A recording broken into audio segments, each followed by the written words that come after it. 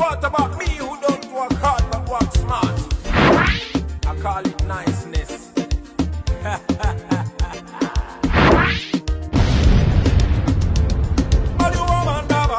Bimba mukubo neba mpito mulalo abalala neba nsomera imbimba lwamulo buswazi bwenafuna chokensi ya nsomera ubero wakabiye mbozi gyofuuka olaba nekitaba ndikyagundi kya nsomera lulinga esadali eddogolyo kati gundi zingako ebigambo byosi kyalina biseera byabapala sekandi olubimba bapapa gwekiruma netugire ku munyanya omaboba okolezi zoziri ezinywete werumya omulamu bwakiseera.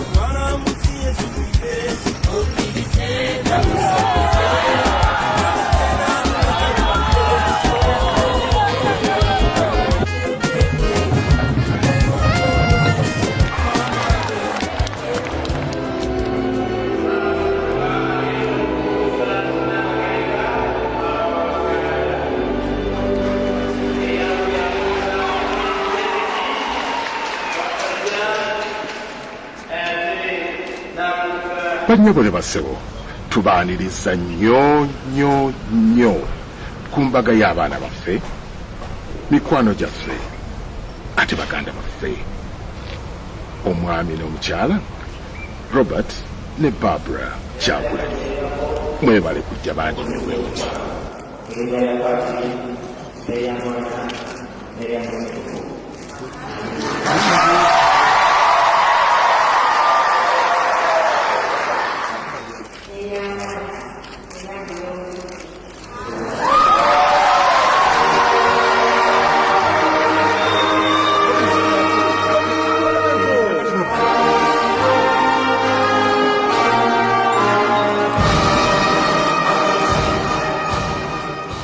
Naye abantu beebuuza Bobby ne Babi bo be baani?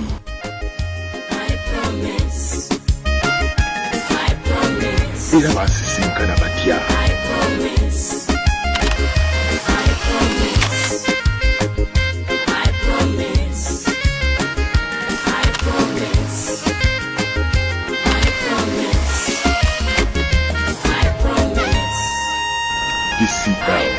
Uganda's leading filming company, kebatwale down Bobby and Babi's historic memory lane. So it was written, so it must be done. Oh man, if you not believe in man's superiority, then you not believe in God, man, you know. In the beginning, God created the heavens and the earth. And God said, "Let the earth bring forth living creatures according to their kinds." Remember, man for king and woman for queen. Bobby wine again, don't get too scared. Yeah, Tony was in Washington, run things. Then God said, "Let us make man in our likeness, and he will be the ghetto president." So God created His Excellency Bobby Wine in His own image. Ladies and gentlemen, please welcome His Excellency President!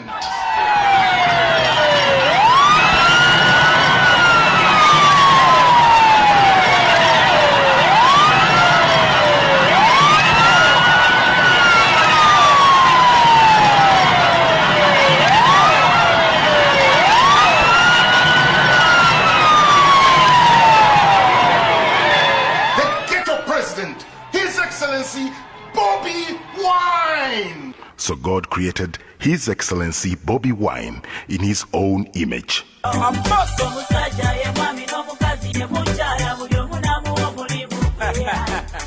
Then the Lord God said, "It is not good for Bobby Wine to be alone. I will make a helper suitable for him." So God caused Bobby to fall into a deep sleep. While he was sleeping, he took one of his ribs and closed up the place with flesh. Then the Lord God made a very beautiful woman from the rib he had taken from Bobby and called her Bobby.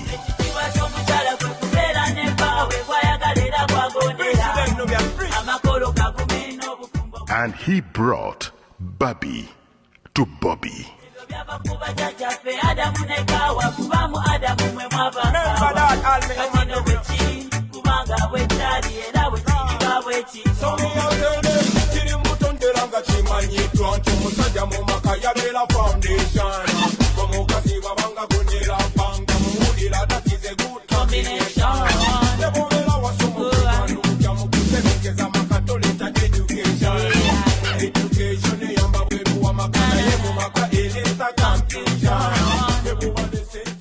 Who is Bobby? Robert yazaliwa ng'omwana nga mufuna ku mama w'omugenzi Maguleti Nalunkuma Sentamu. Omwana oyo yali mukalabakalaba yateganya nnyo mu bigambo byakwavula nti ataluddewo nga talina yavula oba okutambula.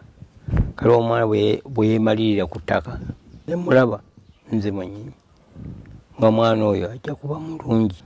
Oma mama wakumeka wa 11 baana abalenzi nina abaana ba 30 kakati ne kakula nga mwana mulungi wa mpisa nnungi ne kakula nga kakujjukujju kagezigezi ng'ate katwagala mu myaka mwana nga awezezza emyaka nga 15 Katonda we yatwalira maama we Katonda atusase ne tumukuza ne tumutwala ku ssomero ekanoniawo ku Roman Catholic Church Primary School.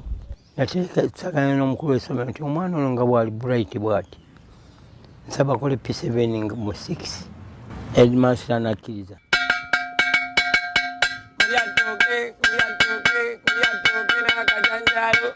Kano kadde kaffe mwana kamazeeyo emyaka nga 10 bulijjo maama nga Mr. Kata akyali Headmaster. Eno yali P5 eri naleka bazimba office nendoza tebagimala. Robert bwe yagenda mu masomero ga waggulu yakola dda bulungi naye ng'anyumirwa nnyo ennyimba ezibeera ku leediyo ku azikwata bukusu n'aziyimba nazimba azina n'okuzina. Nali Makerere nze nali nkola social sciences ye nga ali mu department ya MDD information technology kati he had majored in literature. Bobby. Who is Bobby? Yali mwana ali active nga ali mwana ali cooperative nga mukozi nnyo ate yasoma bulungi throughout. Yatandika okusoma Yarugorama Primary School. Lwavaayo n'agenda St. Helens Primary School n'amalirayo P7. Ate lwamala P7 St. Helens Primary School e Mbarara n'agenda e Bweranyangi Secondary School gy'asoma O level ne A level n'amalayo nga bw'agenda Makerere University. How did they meet? Twatandikira wala nnyo, tumaze ne Babi emyaka 10 nga tuli ba mukwano. Twasinkana tuli baana bato nnyo. Yali mu vacation ya senior 6. Nga nze ndi mwaka gwange ogusembayo e Makerere. Twasinkana ku National Theatre. Twali tuzanya muzannyo nga baguyita Lady Will You Marry Me? Ekivunwa nti nyabo onokkiriza okunfumbirwa. It was in 2001 when my school, where I was studying secondary school, chose me to come to the National Theatre and act in a play. And in that play, I was acting as Lady Mouse. The fragrance! All is as romantic as on a moonlit night.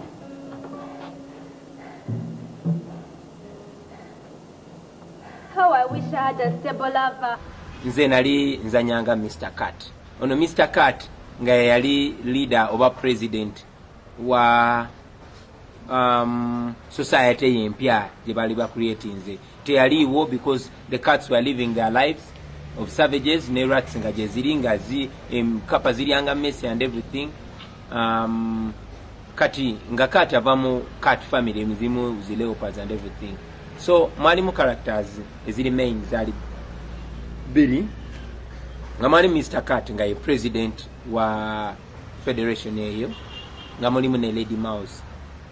Lady Mouse nga ava mu rat family, naye nga muwala mulungi nnyo nti Mr. Cat yamwegomba. Eventually in the play, Mr. Cat are acting anga president, ate Lady Mouse are acting anga first lady, away your republic ya forming igwa. So nze nali nzanyanga Mr. Cat, ate nga Babi azanyanga Lady Mouse, nga nze president nga Babi first lady omuzanyo ogwo. In this group there was one person who caught my eye, and that was Robert, who most of us know as Bobby, who I also comfortably call Bobby. He was outstanding because of very many reasons. One, because he was the only boy from campus. Two, because he was acting as Mr. Cat and I was Lady Mouse, so he was closer to me. And another reason could be that he was more outspoken than the others, and he had an identity that was so outstanding that whenever he would come around, you know he is there. First of all, he talked too much. Secondly, he bragged a lot. And thirdly, he had this attitude, the outlook, the hair, and you know, his smile was rare. He would smile with this circle, like he would not really smile. He had this ego that came with him. So I paid attention to him because he was outstanding, and of course everybody was seeing him.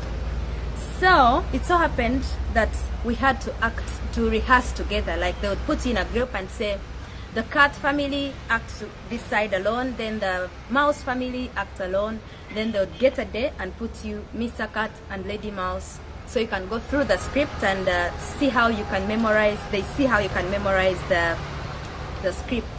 So the very first day I talked to Bobby was it was after Valentine's Day. He had missed rehearsals.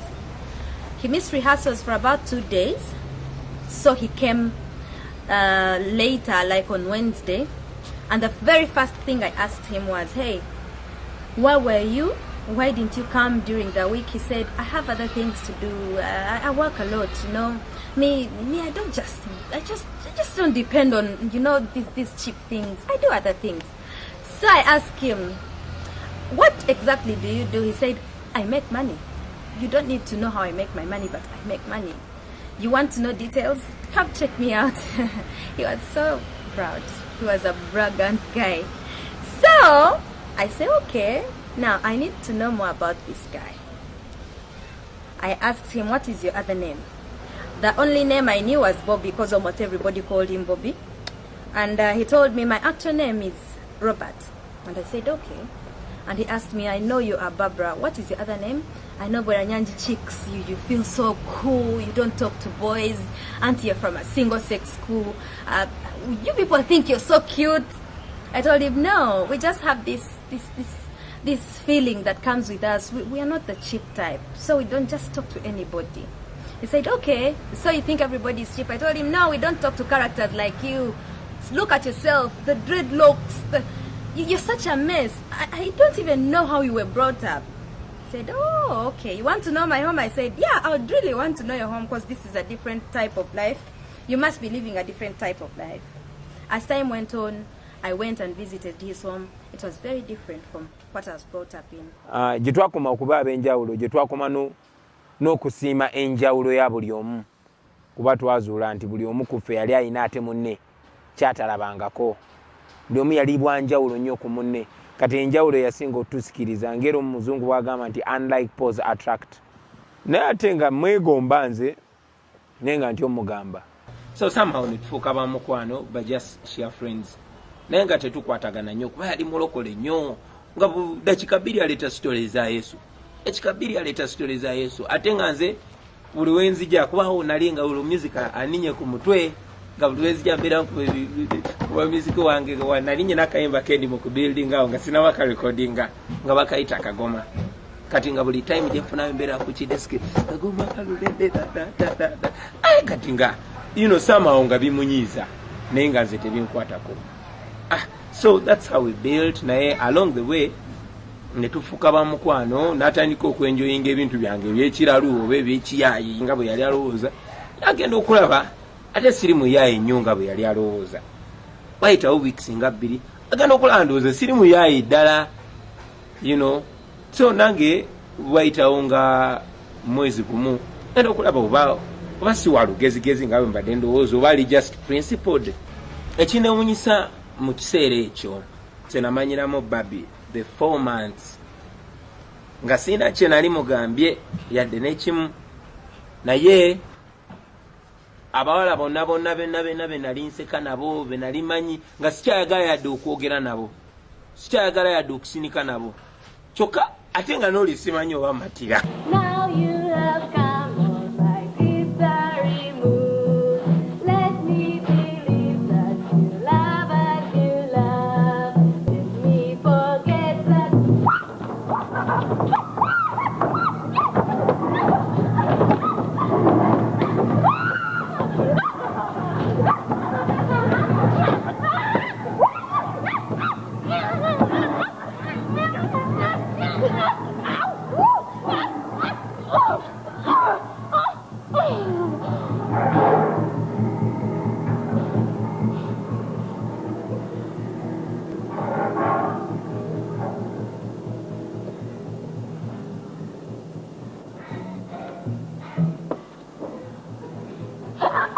And I happened to meet very many people there.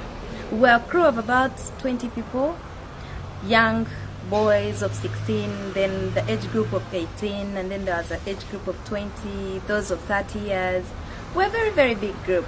Mogu muzanyo nga mulimu challenges kubanga Mr. Cat yego Lady Mouse naye nga banjawulo nnyo nga it was practically impossible to the ordinary eye kuba these were from different tribes of animals. Yeah, this is a cat and this is a mouse, and there's that story of obutakwatagana era nga ne bazadde baabwe bakiremesa kubanga mother mouse yalinga mugamba come away. Ate nga ne uncle wa Mr. Cat amugamba umese tubulye. You ever heard of a lion herding sheep? Uncle. So ate ne wekanga nti bwe twayagalana ne Babi eventually, of course, well, coming from different backgrounds, buli omu nga alina question mark kuba ewaffe naturally bwe nagenda ewa taata ne mugamba taata nfunye omuwala gwengenda okuwasa gwenjagala okuwasa kubanza olunaku lwe nalaba Babi, olunaku olwo lwe namulaba namanya ajja kuba mukwano gwange. We will talk about lots of sensible things. Mesa amanyati ngena mwasa. Naye olunaku lwe namutunula maaso straight namanya nti one day ono mwala anja mwasa. The Cat's clan and the Mouse clan were opposed to the marriage.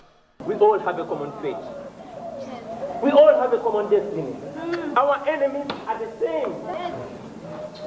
Yes. the haters of peace, unity, and development. Those who think they are superior to us just because they look different. Those who think they will keep confusing us by that sweet word.